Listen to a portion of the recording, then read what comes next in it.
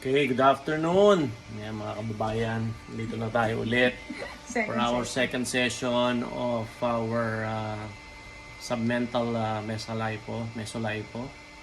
mesotherapy, no? Kasi dati medyo natatakot ako kaya konti lang yung nilagay. Eh ngayon na experience ko na kaya pala yung pain tolerance ng katawan ko. So todo na to ngayon, todo. Ayan, no? Di ba? True. Di ba, doktora? Yes. Ayan, Todo na okay. to. Ayan, okay. So, ayan ha. Submental mesolipotherapy. Lower face. Lower face. Ayan. Mga kababayan, yan lang pong style na gagawin muna. Wala na. Okay na. Dahil para mabawasan ho yung pain sa gagawin sa ating procedure. Injection, multiple injection po yon, subcutaneous. So just like any other non-surgical procedures, hindi pwedeng isang beses lang. Kailangan may follow-up para masustain at saka makita yung full effect niya. Para malaki nang binawas, lalo yung sa ilong ko. Mahirap na siyang i-buka, i-flare yung ilong ko. Konti na lang, oh. Konti na lang. Oh. Okay, so mag-mesolipo muna kami. May machine kasi dito, nakakatakot eh. Okay. Ano yung effect talaga So, doon? talagang makita natin ang effect ng mesolipo. Hindi Yan. lang dahil with the help of ano. So, ayan. Ang dami ng anesthesia. Hindi naman nangyari sa akin, mga kababayan. Hindi ko na makilala yung mukha ko. Sana hindi masakit.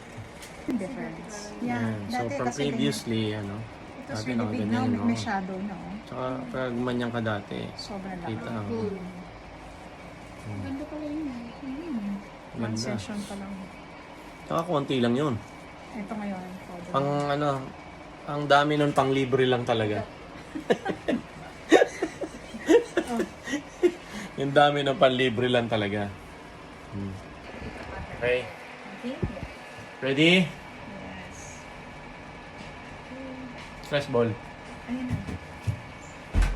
Okay. Stress ball. Oh. Huh? Wala. Sakit. Wala.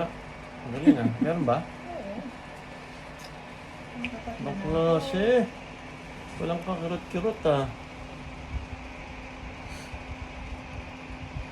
Baklase yung anesthesia na yan. Wala akong naramdaman, no? Talaga? As in? Yun, nagano.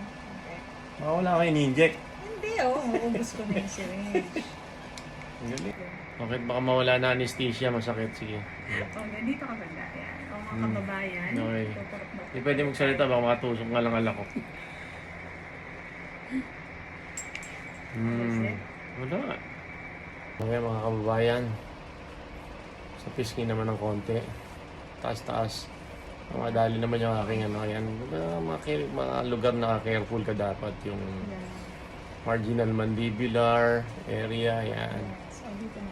Tindi oh. Walang kirot eh. Uy, may nililigam ba ako dyan? Yeah, nanyak na anesthesia siya. Hindi eh. Ayun. Yun oh. Hindi akong saya. Parang wala na dun ah. Ayun. Yun oh. Siyempre ang pinaka tunay na Botox. Allergan botulinum toxins. Hindi na talaga. Abo.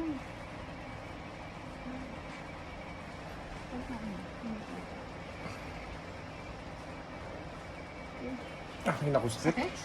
Super sakit? Pagpasok ng gamot. Pero yung tutulak. Hey. Survived. Oh, sarap oh. Nararamdaman ko na. Kahit yung super small na, Oo. nararamdaman Galing, ano? super small. Anong super small? 32 gauge needle. Oh, super late na ng needle na nagano. Hindi, Hindi, masakit lang yung pasok ng gamot Pero actually. ang Sa Botox lang ha. Yung ginamit mo na kayo. Sa Botox yun ha. Sa Botox yun. Ha? Pero dito sa gilid, hindi mo mararamdaman.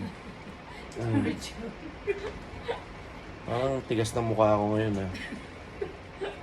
Oh, tsaka mo hindi ko na magalaw. Ay, hindi, magalaw pa pala.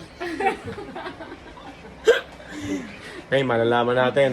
Marami kasi naghahanap ng mga before and after pictures natin. Asan ba yung ating ano? Oh, ito nga lang. Yung before ha, mamaya makakita mo. Yan o, lakit na. Lumit na, Ano? nagka. Oo, parang Unlike that. bigat na mukha ko ah. Ayun o. Parang tutunaw ang buong mukha ko. Hindi ba ako parang nagkakabing yung mukha? Ano ka ba? Nababotox? Parang nagkakabing. Hindi pala ako mga kababayan. So wala pa. Wala pang effect syempre ngayon, pambira naman kayo. Hintay muna natin, okay? Alright?